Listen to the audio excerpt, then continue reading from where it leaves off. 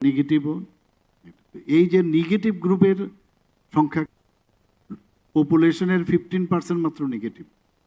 তো এটা পাওয়া যায় না, অনেক সময় দৌড়তে হয়।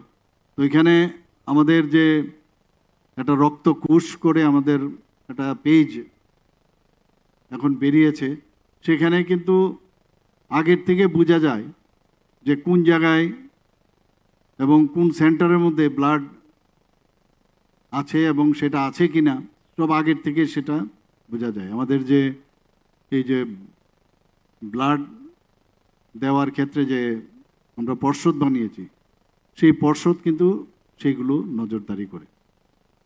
আজকে এখানে আমরা যে ফাউন্ডেশন স্টোন আমরা লে করলাম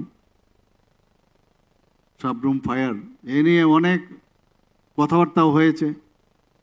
এখানে বলা হয়েছে বিরোধী দল নেতার একটু আপত্তি ছিল, কিন্তু সেইগুলো অনেক চিন্তা ভাবনা করে তারপরেই সেটা কিন্তু করা হয়েছে। আজকে যেখানে মনে হচ্ছে এটা আইসোলেটেড, কিন্তু আগামী দিন কিন্তু সেটা আইসোলেটেড থাকবে না, অনেকটা ইজি হবে। এবং তার যে স্ট্যান্ডিং কমিটি আছে, কোথায় মানে এই ধরনের ফায়ার ব্রিগেড স্টেশন করা যায়, এটা মুখ্যমন্ত্রী ইচ্ছে করলেও করতে পারবে না। ওটা যারা স্ট্যান্ডিং কমিটির মেম্বার তারা চিন্তা ভাবনা করে তারপরে সেটা করে। সবসময় এক জায়গায় থাকবে সেটাও না। কাজে এটা বোঝার বিষয় আছে, যেখান থেকে ইজিলি দৌড়তে পারবে, ইজিলি যেতে পারবে। সবসময় কি মার্কেটের মধ্যে খেলি আগুন লাগবে না, তো অন্য জায়গায়ও লাগতে পারে।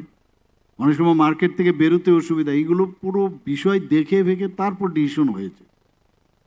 কাজে আননেসারি এটাকে নিয়ে পলিটিক্যালাইজ না করলেই ভালো। অনেকের অভ্যেস হয়ে যায় সব কিছুর বিষয়েই একটা মানে নেগেটিভ কিছু চিন্তাভাবনা আসে কিনা সেইগুলো তারা করে। আজকে আমাদের ত্রিপুরাতে আপনারা ভাবুন যে স্বাস্থ্য ব্যবস্থা আমরা ধীরে ধীরে এত উন্নত মানের করতে যাচ্ছি বা করছি, যে ত্রিপুরাতে আগে বাইরে যাওয়ার যে প্রবণতা সেটা কিন্তু অনেকটা কমে গেছে। আমাকে যে রিপোর্ট দেওয়া হলো, আগে কথায় কথায় বাইরে চলে যেত, এখন এত ভালো ভালো অপারেশন এখানে হচ্ছে, ভালো ভালো ট্রিটমেন্ট হচ্ছে। সুপার স্পেশালিটি আমরা ব্লক করেছি আগরতলায়, প্রায় 250 কোটি টাকা খরচা করে, এবং কর্পোরেট স্টাইলে সেটা করা হয়েছে। আমাদের এখানে অলরেডি আমরা কিডনি ট্রান্সপ্লান্ট শুরু করেছি। 5টা কিডনি ট্রান্সপ্লান্ট হয়েছে 5 জনের। যিনি গ্রহীতা এবং যিনি দিয়েছেন তারা সবাই ভালো আছে। ত্রিপুরাতে কিডনি ট্রান্সপ্লান্ট কোনো দিন আমরা ভাবিনি। আগামী দিন আরও যে লিভার ট্রান্সপ্লান্ট থেকে আরম্ভ করে অন্যান্য শরীরের সমস্ত অঙ্গ প্রত্যঙ্গ সব কিন্তু ট্রান্সপ্লান্ট করা যায়। আমরা অনেকে এই বিষয়ে হয়তোবা জানে, অনেকে জানে না। তো তার প্রপারলি কীভাবে রাখা যায়, আমরা অলরেডি মোহন ফাউন্ডেশনের সাথে আমরা অ্যাকর্ড করেছি। আগামী দিন আস্তে আস্তে করে সেটাও আমরা করব। আগে আমাদের সময়ে এমবিবিএসের সিট মাত্র ছিল 10টার থেকে 12টা, 13টা, এরকম 12টা এরকম। আজকে সেই জায়গায় 350 ত্রিপুরাতে আজকে এমবিবিএসের সিট হয়ে গেছে। আগামী দিন আরও বাড়ানোর জন্য কালকে আমার কাছে এসেছিল, আমি ফাইল সই করেছি। ডেন্টালের বিডিএসের একটা মাত্র সিট ছিল, সেখানে আজকে 63টা সিট হয়েছে। গভর্নমেন্ট ডেন্টাল কলেজ আমরা শুরু করেছি।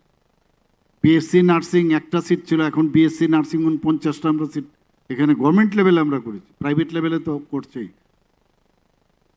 এইভাবে ফার্মেসি কলেজ আমাদের এখানে আছে। এখানে সিজা হসপিটাল তাদেরকে আমরা পরখ করেছি, আমাদের ডাক্তারবাবুরা সেখানে গেছে মণিপুরে, তারাও এখানে তাদেরকে আমরা জায়গা দিয়েছি। ওনারাও বললে প্রায় 900 কোটি টাকা তারা এখানে ইনভেস্ট করবে, এবং বিভিন্ন পর্যায়ে তারাও এখানে মেডিকেল কলেজ করবে। সেটা ভেটেরিনারি কলেজের ঠিক উল্টো দিকেই। আরেকটা যেটা আমাদের কমিটমেন্ট ছিল, এডিসিতে আমরা একটা মেডিকেল কলেজ করব। তো বন্ধন ব্যাংকের যে কর্ণধার উনি আমাদের সাথে মৌ করেছেন যে আমাদের যে ডিস্ট্রিক্ট হসপিটাল আছে আমবাসা, সেটাকে রেখে এয়ার মার্কটা আমরা করে দিয়েছি কত জায়গা লাগবে একটা এনএমসি। তো সেখানে মেডিকেল কলেজ হচ্ছে। তো এখন মানে স্বাস্থ্য ব্যবস্থার জিএনএম, এএনএম সব কিছু পড়ার সুবিধা কিন্তু ত্রিপুরাতে এখন আছে। আগে কথায় কথায় বাইরে যাওয়ার একটা যে প্রবণতা, যে আমি 12th ক্লাস পাস করব, 11 ক্লাস পাস করব, কোথায় যাব? এখন তো অনেক সুবিধা হয়ে গেছে ত্রিপুরা, বাইরের থেকে ইনভেস্টররা আসছে, অনেকগুলো ইউনিভার্সিটি হয়েছে এখানে। এখানে ফরেন্সিক যে ন্যাশনাল ফরেন্সিক ইউনিভার্সিটি হয়েছে, এখানে ন্যাশনাল ল ইউনিভার্সিটি হয়েছে, এখানে স্টেট ইউনিভার্সিটি আমাদের আছে, সেন্ট্রাল ইউনিভার্সিটি তো আছেই। তাছাড়া বাইরের থেকে আমাদের এখানে সংস্কৃত ইউনিভার্সিটি আছে, এখানে বাইরে law university already, national law ইউনিভার্সিটির সাথে সাথে এমনিতে ল কলেজও আছে এখানে। বিভিন্ন যেসব বাইরের থেকে ইনভেস্টার্স আমাদের এখানে, তারা ইউনিভার্সিটি খুলেছে এখানে, এবং সেখানে সব ধরনের পড়ার সুযোগ রয়েছে। তো একে একে করে এখন একদিকে মেডিকেল হাব হচ্ছে, আবার আরেক দিক দিয়ে এডুকেশনাল হাবও হচ্ছে ত্রিপুরাতে। মানুষ এখন বাইরে, কারণ একজন যখন বাইরে যায় তার ফ্যামিলির উপরে কিন্তু ব্যয় অনেকটা চাপ চলে আসে। কলেজ আপনি করেছেন, এর জন্য এই সুযোগটা এসছে। পিচ আছে এখন, এভাবে আমরা চাইছি যে মানুষ যেমন একদিকে রক্তের জন্য যেন না মরে, রক্তের প্রয়োজন যেমন লাগবে, আবার আরেক দিকে কোনো চিকিৎসা রয়েছে অথচ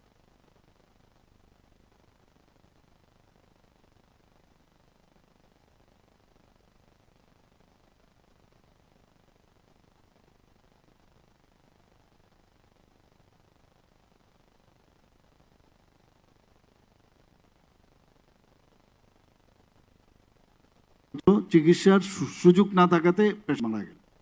এই যে বিষয়গুলো আছে সেগুলো আমরা, এই সরকার অত্যন্ত সেন্সিটিভ সরকার, সেগুলো দেখে আজকে প্রান্তিক এরিয়া পর্যন্ত আপনারা দেখলেন যে সাব ডিভিশন লেভেলে, আরও অনেক জায়গায় সাব ডিভিশন লেভেলে আমরা এই ধরনের যে ব্লাড সেন্টার আমরা অনেক জায়গায় করেছি, শুধু এই ডিস্ট্রিক্ট লেভেলে না, সাব ডিভিশন লেভেলেও আজকে আমরা অনেক জায়গায় করি।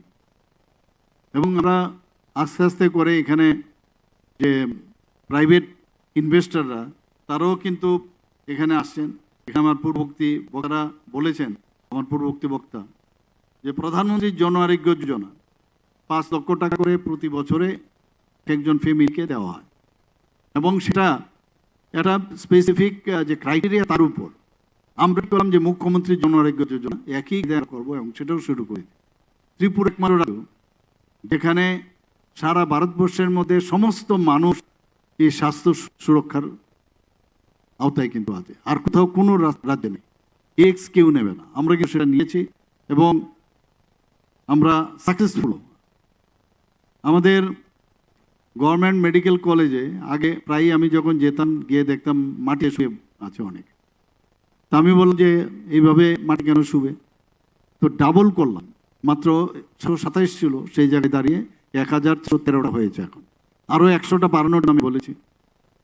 এজিএমসিতে আবার critical care block, communicable disease centre এবং 2টি স্পেশাল ওয়ার্ড আমরা স্থাপন সেখানে করেছি। এখানে আমরা এইমসের সাথে কথাবার্তা বলেছি। আমাদের কাছে সব কিছু থাক সত্ত্বেও শুধু জ্ঞানের অভাবে অনেক সময় হয় না অনেক জিনিস। তো এই ডাইরেক্টরের সাথে আমার পরিচয় ছিল, one of the famous paediatric surgeon, কিন্তু উনি এই বিষয়ে how to manage the hospital he knows. তো উনাকে আমি বললাম, ওনার টিম এখানে এসে আগরতলা এসে অনেক হসপিটালে উনি ভিজিটও করেছেন, শেষ পর্যন্ত আমাদের একটা অ্যাডভাইজারি দিয়েছেন, এবং সেই অ্যাডভাইজারি অনুসারে আমাদের এখানে কিন্তু এখন কাজও শুরু হয়েছে। টেলিমেডিসিন লিঙ্কেজ আমরা এইমসের সাথে যুক্ত হয়েছি।